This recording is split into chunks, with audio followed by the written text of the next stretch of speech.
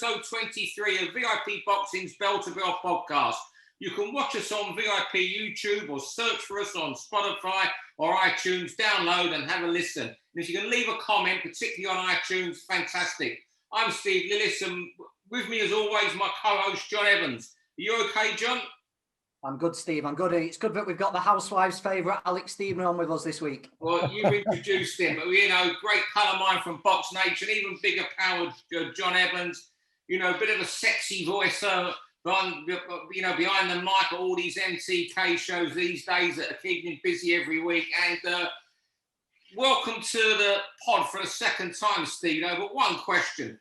Who kitted you out for Cheltenham last week? What an outfit you had on one day on Twitter. I saw a picture. You must have been the bravest man at Prestbury Park, they called it last week. Them jockeys, instead of going to weigh in, they must have given you a standing ovation as you walked across the paddock. Steve, you know, in the boxing game, I'm Steedo.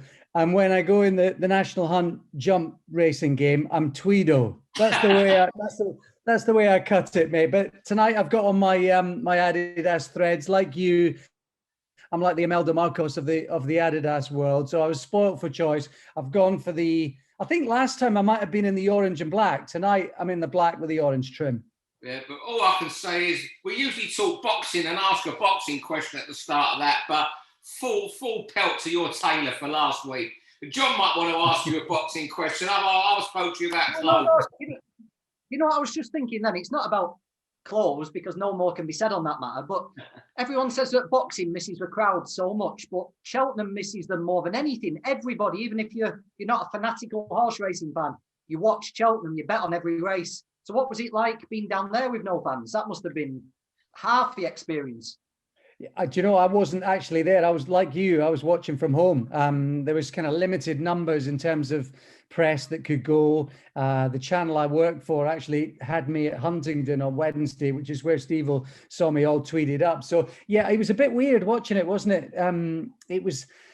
It felt a bit neutral, really. It felt a bit dampened. Luckily, the sport was of a high order, I think, to carry it through. And the stories were fantastic with Rachel Blackmore doing so well. But yeah, it was a bit weird.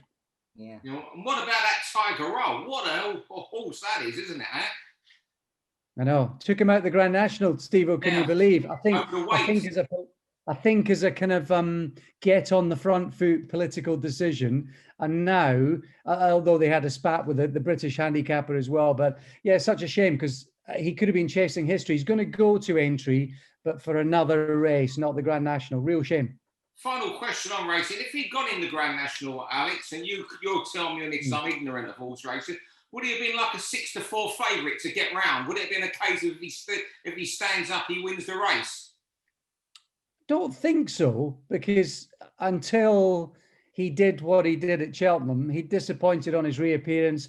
There was talk of him being over the hill and he didn't have it anymore. We've heard that in boxing, haven't we? Plenty of times. So to be honest, nobody knew. And the performance slightly came from nowhere. So, but he rolled back the years. Had he gone, were he to go to the Grand National on the back of that performance, he'd be a warm favourite. Not a 6-4 shot, but I think you'd be looking at him being sort of 5-2 or something like that on the strength of what he did at Cheltenham, I'd say. But we're not going to get to find out. All right, well, let's talk boxing. And we talked about Tiger Roll rolling back the years. John Evans is going to roll back the years. But at the end of the 3 minutes, you hear that bell. So, John, start us with round one this week. Let's just get the timer going.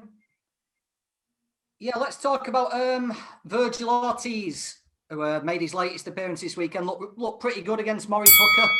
Good bit of matchmaking, that, I think. You know, Hooker's good enough to teach him something, but frail enough to be taken out. But I was probably impressed more by his attitude afterwards than I was his performance. You know, he said, I want Terence Crawford. He said, I might not be ready for it, but I want it. I want to test myself. And I thought it's an attitude that puts a lot of those welterweights to shame. You know, 5-6 years ago, what a division that was. You know, some of the names, we had styles for everything. It could have been a great era for the welterweight division. And they have fought each other, I suppose, over the years, but it's all been at the end of months of negotiation, haggling and arguing about wages and prices. I just hope that maybe Vergil Ortiz, Jaron Ennis are welcoming in a new era where they actually do want to fight You know, Ryan Garcia's talking big and seems to want to test himself. I just hope that these new breed of fighters don't get their enthusiasm and their ambition dampened by the promoters. Yeah, and you know what, you talk about a new breed and the old breed there, and I'm wondering now, is Terence Crawford sort of a low-risk, high-reward fighter? Because he didn't seem as keen on the fight as anybody else. You know, Aram did say, back in January, remember reading Bob Aram saying that Oscar De La Hoya came to his house for a social visit, and they talked about the potential of Ortiz and Crawford. But it seemed to me that Ortiz was a lot more than Crawford was after that fight for the meeting. Yeah, I think one of the worst culprits, Danny Garcia, courtesy of that whole PBC thing, you know, fighting sort of, you know, 4 times in 3 years or 5 times in 4 years, that sort of nonsense. They're getting paid too much, Steve-O's, the simple mathematics of it. It's as simple as that. So like John says, refreshing, probably talking out of his class. I think it's fair to say, Ortiz. I mean, he's great to watch. I kind of look at him right now as slightly better than Brandon Rios. I think in his time, he's a bit front foot, face first. I think he's better than Rios, but he's relying on his gloves, essentially taking punishment. And against someone like Crawford, you know, he's going to find the gap. So it's great to hear. It's great to watch him fight. And you'd love for him to be the antidote to some of these other characters. And Crawford is, I mean, all he wants is the Manny Pacquiao fight, doesn't he? I mean, he's among the worst alongside Garcia. I genuinely believe that perhaps Spence is the one who really wants to fight everybody. I think Spence would if he could. But I don't know about whether Crawford and that fight's going to come off. The one that would make perfect sense would be Kavaliauskas. What a shootout that would be. But again, he's been with top rank. And Steve, the problem is, and John will say, they're all with different TV companies. That's the big thing. Mikey Garcia is the only one who I think maybe, having fought on a Matchroom bill, could maybe slip in. But he fights even less than the rest of them. Oh, he's getting annoyed at that bell. You've thrown about 8 shots after the bell there. So, Alex, we'll throw you for round 2, and you got a bit about boxing sleepers.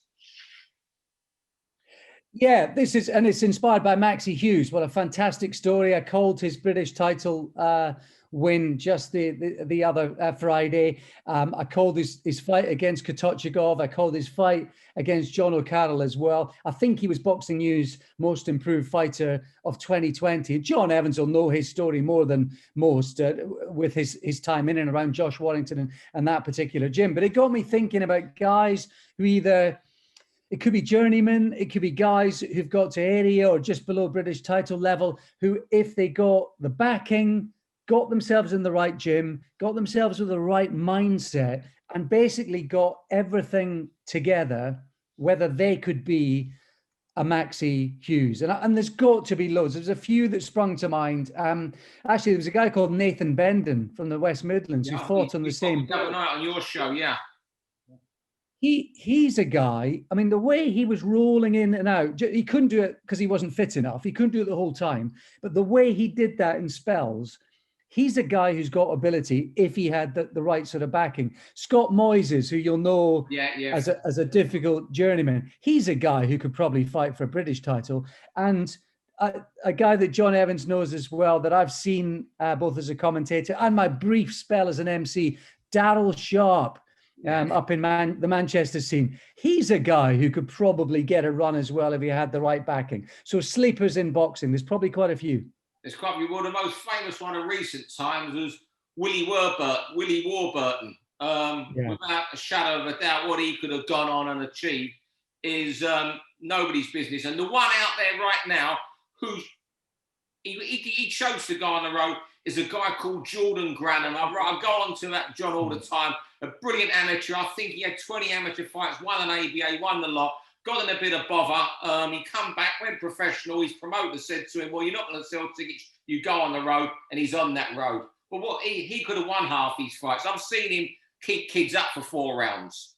Yeah, I've seen Jordan clearly win a couple of rounds and then think, hang on, you know, I don't want to win this. And then try his best to give away the next 2 rounds. I'm sure he's had a couple of rollickings about that. Steve Robinson's a good example from the past, isn't he? You know, Steve was a journeyman, finally got given his opportunity and just turned his career around completely. My first round 3, you must be joking, and it's the Eubank Marcus Morrison fight. Now, I know Marcus is 23-3, which is a good record, and you know you're hanging that one good win over Emmanuel Blandamori in Italy, who I think was getting on a bit then, let's be fair. But you know, he's only beaten 5 guys with winning records.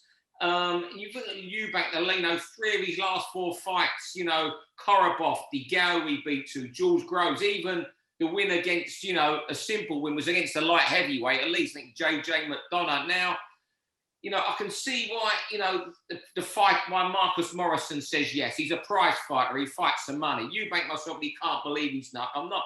But, you know, I can't believe that, you know, the promoters, you know, Sauerlands, Eddie Hearn, who, you know, have a lot of time for both of them, you know, I really think this is right. I think it's bad matchmaking, really borderline dangerous matchmaking. And I think here is a case of the Boxing Board of Control saying something. And that's not to say Marcus Morrison is a bad fighter. It's just the level that he's being expected to step up. I know he's got to take the chance of his offer to him. He's in lockdown. He hasn't boxed for a year. He's got mouths to feed, I guess. But, you know, sometimes you've got to draw a line how far you go with these fights.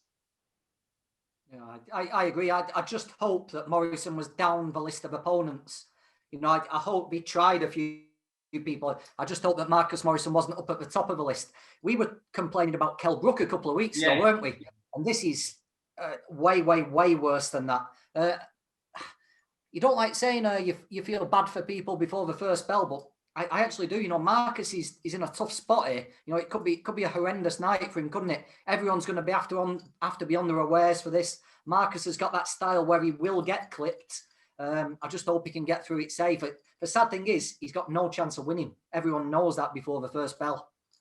Yeah, which you don't often see, John and Steve, in those kind of fights. You see it with journeymen, but you don't see it in those kind of fights. And the biggest hypocrite here is Eubank himself, because it's only a month ago that he's laughing about Liam Williams being suggested as an opponent for him. He was saying Liam Williams is not on his level. Liam Williams isn't on his level, but this is okay.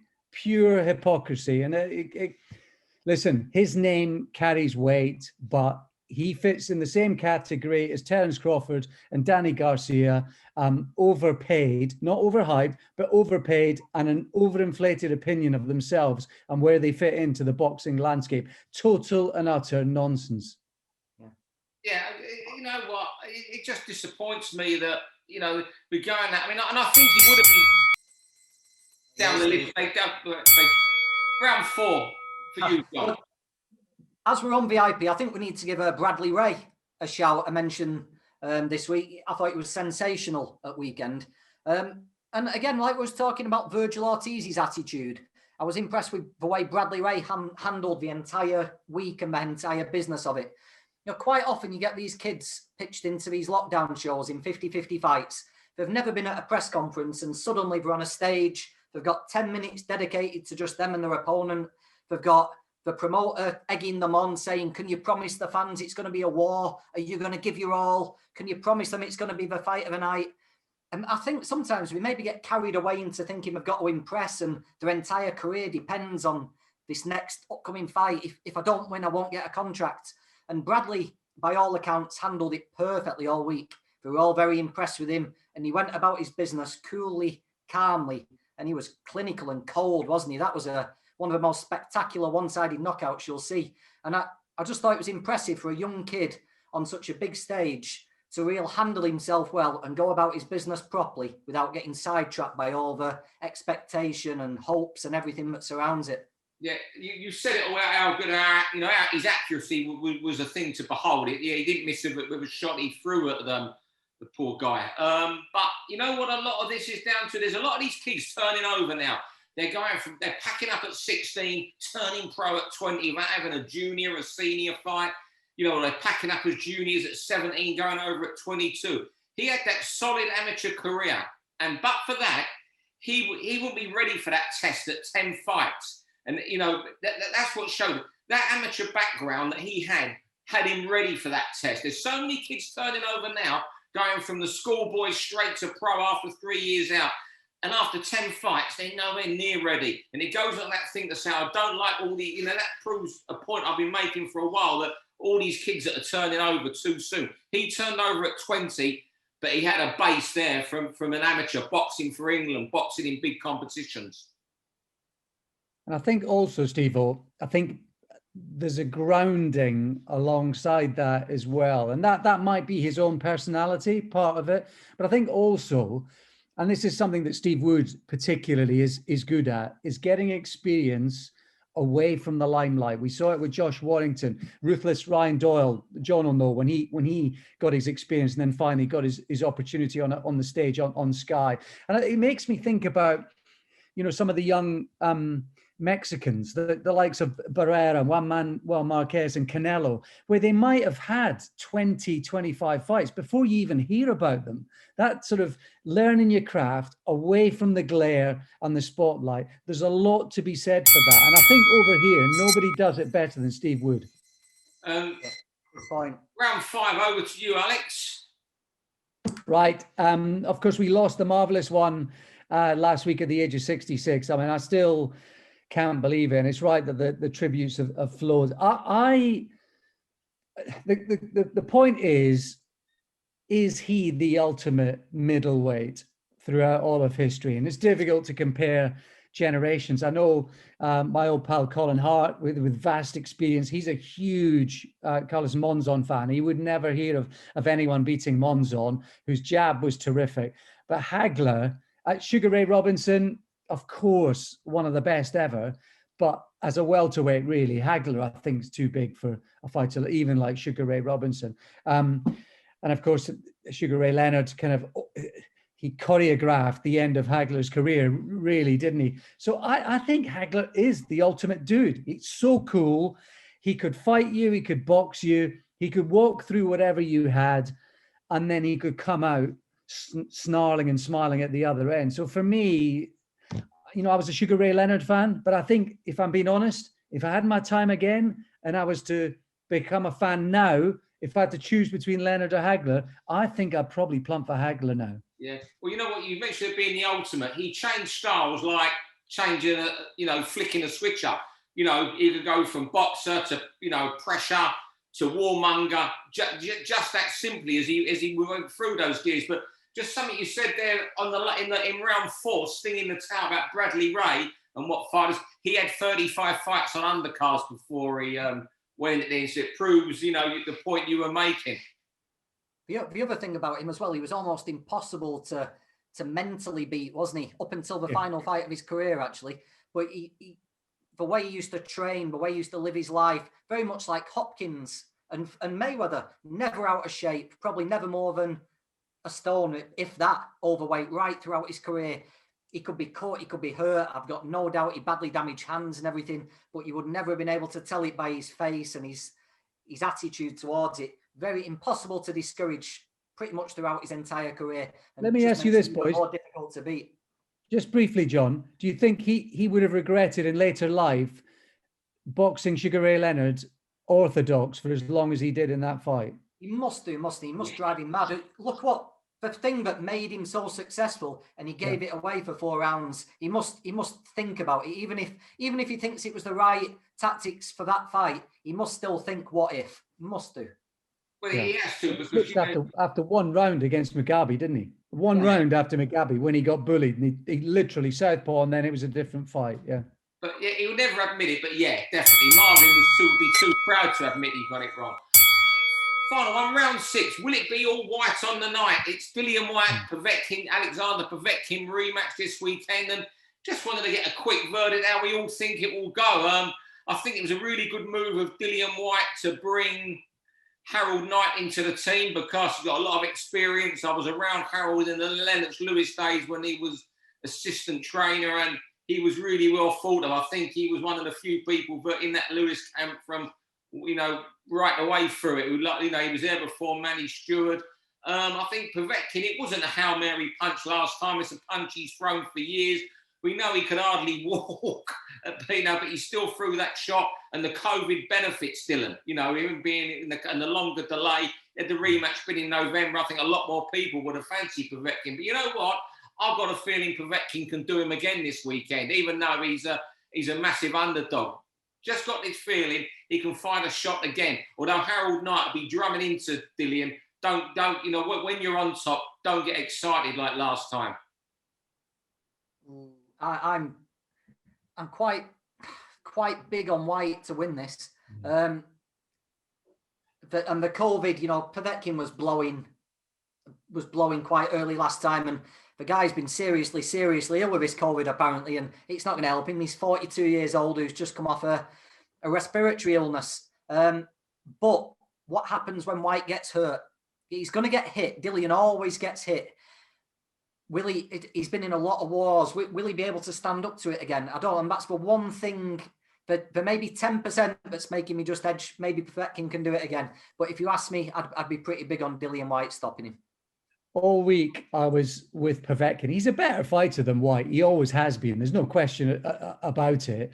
But if you look since the AJ defeat, he's kind of huffed and puffed past Hughie Fury, and then the draw with Michael Hunter. There is slippage. There's regression there. And while that was thousands of hours and decades of technique and talent honed into that one moment in the first fight, don't believe the narrative that it was a lucky punch. Don't believe the narrative that he was on his way out. They were flash knockdowns. Dillian White was on top, yes. He was building a platform, yes, but no more than that. Whatever you're told this week, no more than that. However, I think the timing, and maybe we'll see a little bit of AJ versus Rees too.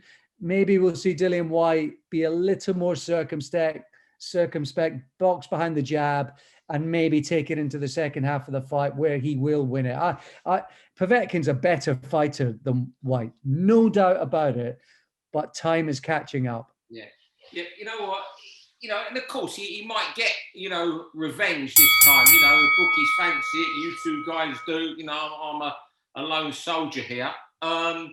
But do you think the damage was done to White's career in the first fight, in the sense that even now, if he wins, he's so far down the pecking order for a world title fight? It's 12, 18 months away at least. And even then, he might have to hope that the belts have been fragmented by then, which is very, very possible. Like in 12, 18 months, Joshua or Fury could be gone, and the other one, though, and the belts are all over the place again. But by that time, he's going to be 35 or getting on for 35 years of age. Yeah, and he's been knocked cold twice. Joshua knocked him cold. Povetkin's knocked him cold. Joseph Parker's had him dancing a few times in their fight. And I don't think Parker, well, my opinions on Parker. I think people like Fabio Wardley should be targeting him. Chisora's nearly beat him a couple of times. I agree. I agree with everything you've both said. I think Povetkin's a much better fighter, but he's 42 years old. But I do think the first defeat will have lasting repercussions for White. Not just in slowing down his world title bid, but also in the way people think about him. He's been knocked cold by a 41-year-old. And I think that's a very, very difficult thing to shake off. But one thing about Dillian, he's always exciting to watch. And he wants to fight. And by the way, take out Fury and then AJ, take them out. They're at the top level. Everyone else is in behind. There's layers to the heavyweight division. And Dillian is in the second tier alongside Parker, alongside Hughie Fury and all of those guys. So they could like the 70s, they could fight each other every other week on the undercard of big fights. No problem. Can you imagine Joe Joyce against Dillian White? Oh, beautiful. Oh, we'll have that every day of the week. We'll have that pay-per-view instead of Chisora Parker. I would love Joe Joyce and Dillian White. We'll buy that. Fellas, thanks for this week. Before we go, just have a quick word from both of you, because I think we can't go out and mention it. The passing of Lee Noble. I just want to say, I've watched Lee box and knew him many years ago. What give me such, love for him over the last couple of years was a positivity in every post he put on social media. If you followed him on Facebook, it was something else. And, you know, tragic that he lost his battle. And, you know, so many people battle hard with that disease, which is the devil, cancer. But I thought the way he conducted himself through it showed what a real man he was. Yeah, it was a real horrible long battle as well, Lee had, wasn't it? You know, some people get told they've got it and they fight, and then mercifully it's over quite quickly. But Lee had a real long battle, didn't he? And he never gave into it. Yeah, it's terrible, really. He was a good lad, Lee, and a good fighter. Yeah, well, one of the most famous lines is that it's the hope that kills you, and there occasionally seemed like there was glimmers of hope. I called a few of Lee's fights when he was boxing in the old Box Nation days, and you knew what you were going to get with him. And I suppose when you see and hear someone talk in the position that he was in, you tend to reflect and think how you would deal with it if you were in their shoes. And I just used to look and listen to him with absolute awe. I mean, I just can't believe having that strength of character and that positivity. And yeah, real shame. Well, thanks, Alex. Beautiful words there from you, as usual, at the end, Steedo. But fellas, I can't thank you both for joining us. John, thank you. Steedo, get back to your wardrobe and count those Adidas tracksuit tops, mate. Or as Mrs. Steedo's counting them for you. Someone has to count them for you. And enjoy wherever you are watching horse racing this week and commentating.